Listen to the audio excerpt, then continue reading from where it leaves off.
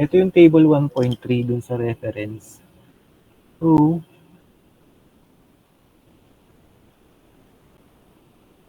ito ay naka-degree Kelvin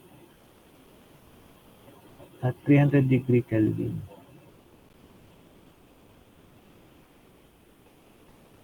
So, 10,000. Saan galing yung 10,000, no?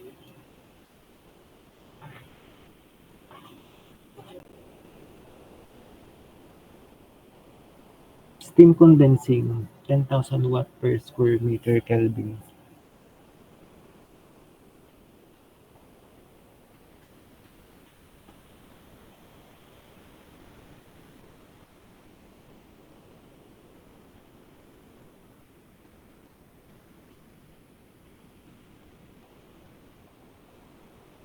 Ay, ito yung thermal conductivity ng some metals, non-metal, solids, and gases.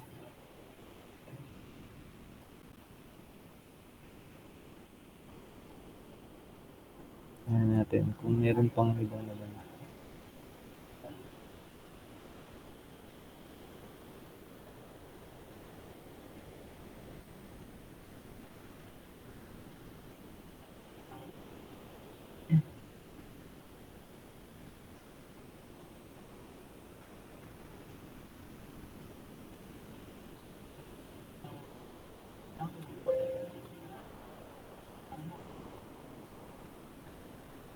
Okay, so dito, based dito sa table 1.3, ito yung table na tinutukoy niya, no?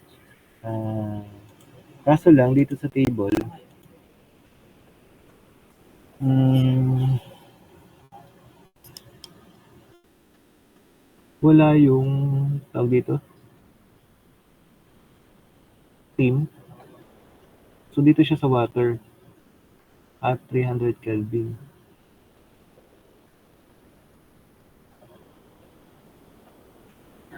Anong 373, no, pag pagka boiling, pag steam, 373 Kelvin, tama ba?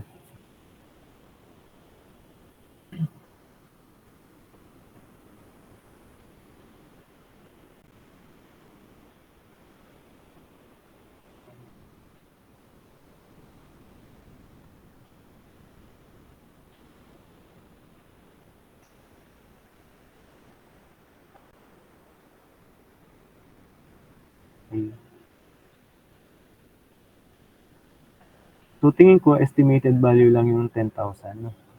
Pero sa mga problems naman, ibibigay naman natin yung kung saan table siya kukunin. Dito sa case na to, ah, inestimate lang yung 10,000. Estimated value lang to. Ito yung 10,000. Okay? Pero sa mga problems naman, bibigay natin kung saan table siya manggagaling.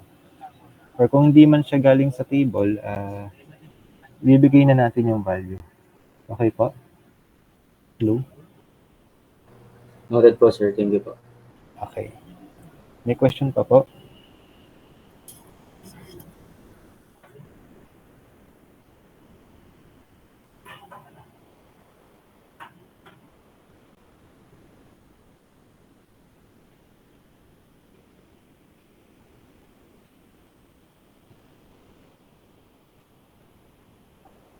Okay, so next meeting, okay na to, no?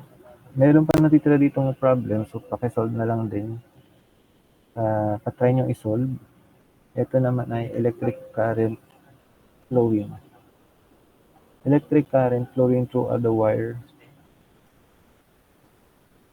Shown in figure below, this flow causes uniform heat generation due to wire's resistance. The heat flow and the temperature in the wire are steady and the conductivity K is constant. So as the wire is long, the actual heat flow is negligible. Starting with the heat conduction equation in rectangular coordinates, determine the heat conduction equation for this situation in cylindrical coordinates using coordinate transformation approach. And determine the heat conduction equation using heat balance approach. So, pwede na siyang pag-aralan yung problem, no? And then, next meeting ay tutuloy natin yung discussion about sa spherical coordinates naman. I mean, spherical geometry. So, yung formula natin ay ito. So, na-derive siya through heat diffusion equation. At naging kinancel lang yung ibang direction kasi steady state nga tayo, one-dimensional. Ayan. Ayan. And meron din tayong sample problems. Then, next week, pag-aaralan natin yung contact resistance and may mga example problems din tayo. Okay? Okay na Thank po. you. Okay, thank you po. Next meeting po ulit.